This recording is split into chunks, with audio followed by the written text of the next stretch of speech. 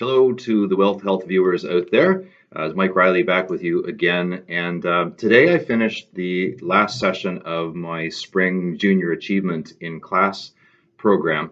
And it's a really valuable program. And it's not just because you get to have a great pen or a whole bag full of them at the end. But it really is about how financial literacy, when taught to middle school kids, is really very simple, and it applies to all the rest of us. Like financial security is really not that complicated, despite how complicated we often make it for ourselves. And what we finished up with this morning was some goal setting that I wanted to share with the viewers here, because I think it's something that really applies in our regular lives. So what the students were talking about was, I asked, who's saving for a particular goal, and one young lady said that she was saving for a cell phone, and we went through the whole idea that a goal is just a wish with a timeline on it. So if she is hoping that someday she's going to buy a cell phone, it probably will never happen. So I got her to say, how much is the cell phone, and how much do you have saved, and when do you want to buy it, and then what's your income? So we were able to figure out that she was actually going to be able to buy the cell phone within the month. But I think if she hadn't, and she seemed greatly relieved by it. But if she hadn't done that, it could have been something that it may never have happened for her, or at least it seemed like an unattainable goal. So that same process really applies in my day-to-day with clients, and something I wanted to share with you. So if you're thinking about a goal, as I said, a goal is just a wish with a timeline attached to it. So if we have something like a good short-term goal would be having emergency savings.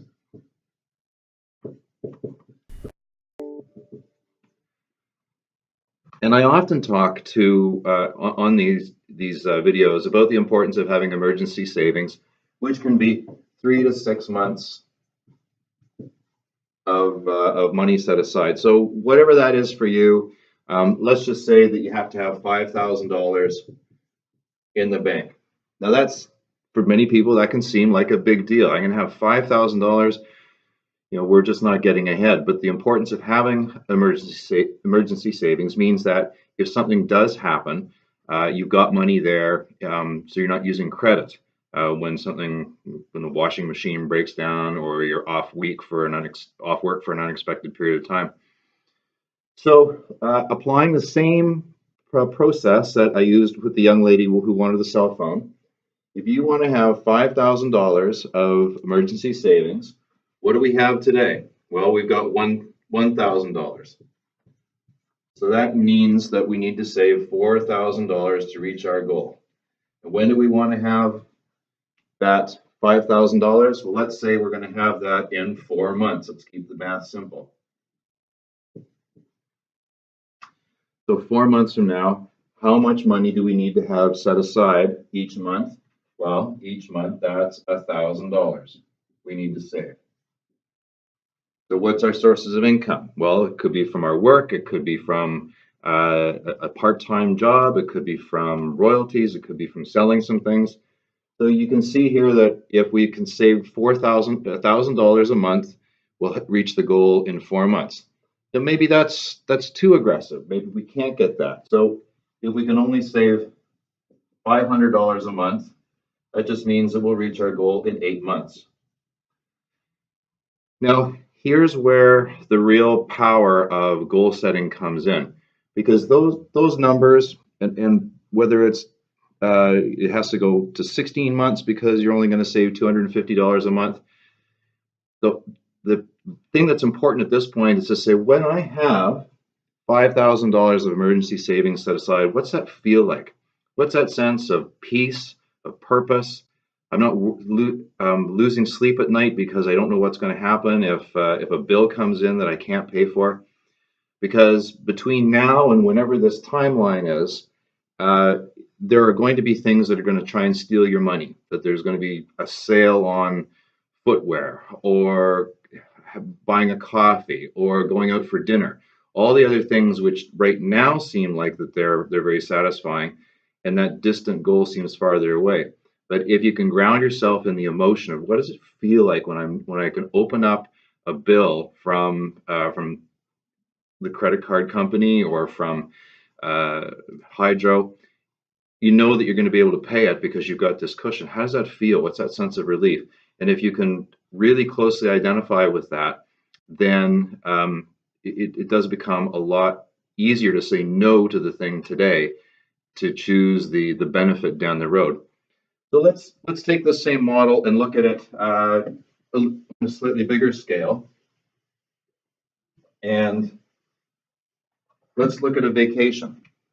So we want to take the family on vacation.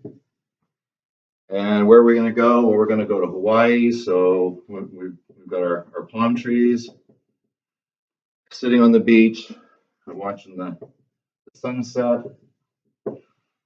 That's a fantastic idea. How much is that going to cost? Well, if we really want to do it, that's $10,000 to go on vacation. When are we going to do that? Next year. So 1 year from now. How much money do we have to save? You can break down the math. Maybe it's going to take longer, but it does. I know with clients, it does help them to solidify what that looks like. But the same thing.